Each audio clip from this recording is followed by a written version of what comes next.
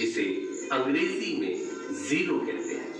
Zero के बाकी सारे सहयोगी साथी 1, 2, 3, 4, 5, 6, 7, 8, 9 ये लोग भी उसे अंडर एस्टिमेट करते थे, उसे कमतर आंकते थे। तो चलिए देखते हैं कि जीरो कभी हीरो बन पाएगा या हमेशा के लिए जीरो ही रह जाएगा। एक दिन एक महान गणितज्ञ ने संख्याओं की एक बैठक आहूत की। गणितज्ञ सर्वप्रथम सभी संख्याओं का अटेंडेंस लेते हुए उन्होंने पाया कि सभी तो प्रेजेंट हैं सिवाय जीरो को छोड़कर।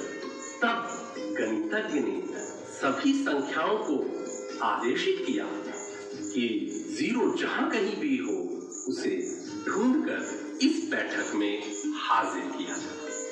फिर क्या था, सभी संख्याएं निकल पड़े जीरो की तलाश में।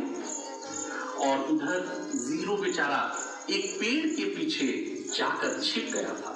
जब सभी नंबरों की नजर उस पे पड़ी तो ढूंढ के सब लोगों ने मिलकर उसे समझा बुझाकर गणितज्ञ के सामने ला हाजिर किया। गणितज्ञ ने उसे बड़े प्यार से पास बुलाया और पूछा कि आखिर वह क्यों छुपा था, क्यों नहीं संख्याओं की बैठक में आया था।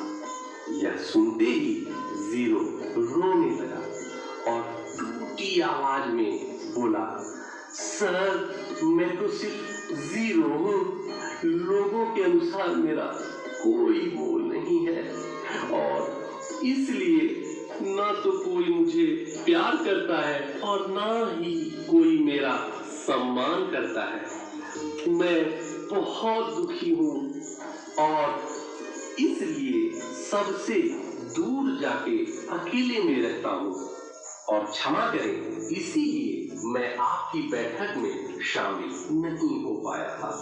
और हताश होकर पेड़ के पीछे जाकर छुप के एकांत में बैठा था ताकि कोई भी मेरा मजाक न उड़ा सके।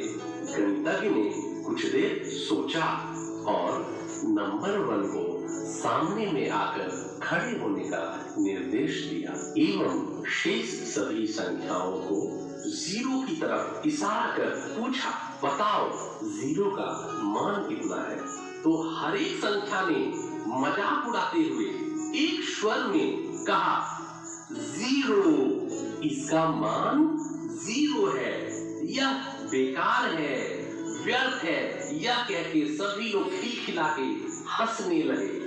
गणितज्ञ ने फिर शून्य को एक जुगत लगाते हुए नंबर 1 यानी एक संख्या के दाईं ओर खड़ा होने को कहा और फिर वही प्रश्न दोहराया कि बताओ अब इस संख्या का मान कितना है। सभी ने एक साथ जवाब दिया 10। फिर गणितज्ञ ने बारी बारी से जीरो की संख्या एक के बगल में एक एक करके बढ़ाई और जैसे जैसे संख्या बढ़ी एक का मान भी बढ़ने लगा। मसलन एक बढ़ के 10 हो गया, 100 हो गया, 1000 हो गया, 10,000 हो गया, 1 लाख हो गया, 10 लाख हो गया एंड सो ऑन।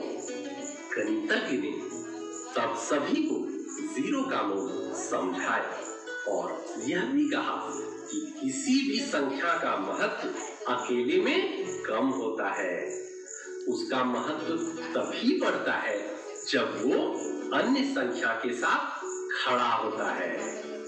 जीरो को गणितज्ञ की बात समझ आ गई, उसे अपने महत्व का पता चल गया। वह बहुत खुश हो गया। यही नहीं, बाकी सभी संख्याओं को भी यह बात पल्ले पड़ गई और सभी ने जीरो की तारीफ में डॉक्टर रूपचंद्र शास्त्री द्वारा रचित एक कविता गुनगुनाया।